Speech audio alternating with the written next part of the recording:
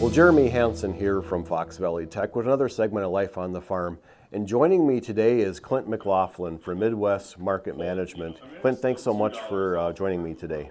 You bet, Jeremy. Thanks for coming out. Yep. And we were talking about 2 years ago on similar subjects, but first I want to ask, what's your role with Midwest Market Management?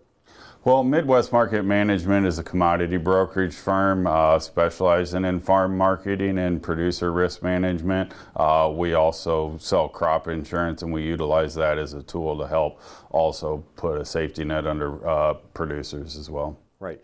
And what I really wanted to talk to you today is, old crop commodity prices, they look pretty nice. And why are they so nice, I guess? That's my question.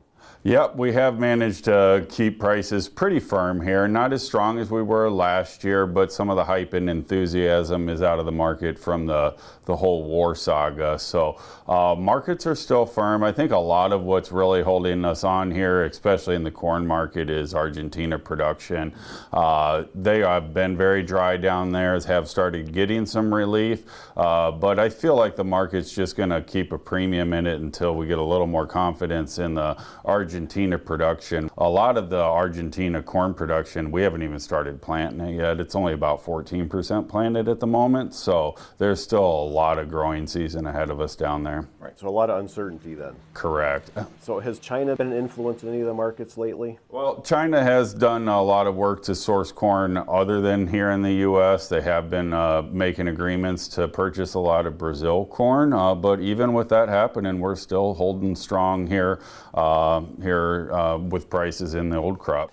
So, looking forward to new crop, 2023 crop, are there some opportunities for to locking in some prices right now? Well, 23 is definitely going to offer its challenges this year. As we both know, cost of production is incredibly high this year. So that is a big concern. And while prices are good, they're not tremendous compared to cost of production. So that is a bit of an issue. And we're looking at some profitable levels now, and a guy would really like to lock a lot of that in. The downside is that we're a long ways away from Argentina production being a give me in the bag, and certainly the U.S. crop is in front of us.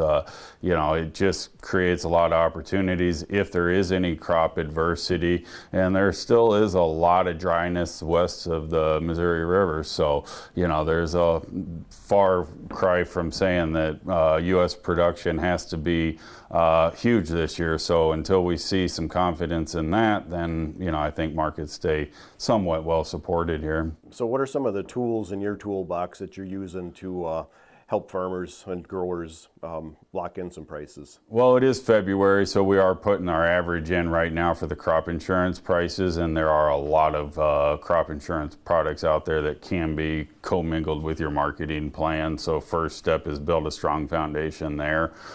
We are making sales for new crop, either already have made sales, or for guys that didn't get there, we're pushing them along as well, trying to get at least 25% sold at these profitable levels. And for guys that are looking to get a little bit more aggressive, then we're going along with selling even more than 25%. But we do like to look at possibly some different options that maybe could leave some topside open if we get aggressively sold, because we are still in an environment where if we were to turn droughtish this year, these markets can react so quickly and so swiftly that we could be back to $7.50 corn, and we just don't want to leave that much on the table.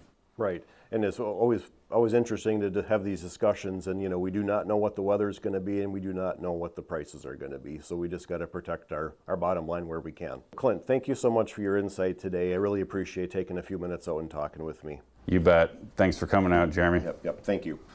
So for Life on the Farm, I'm Jeremy Hansen.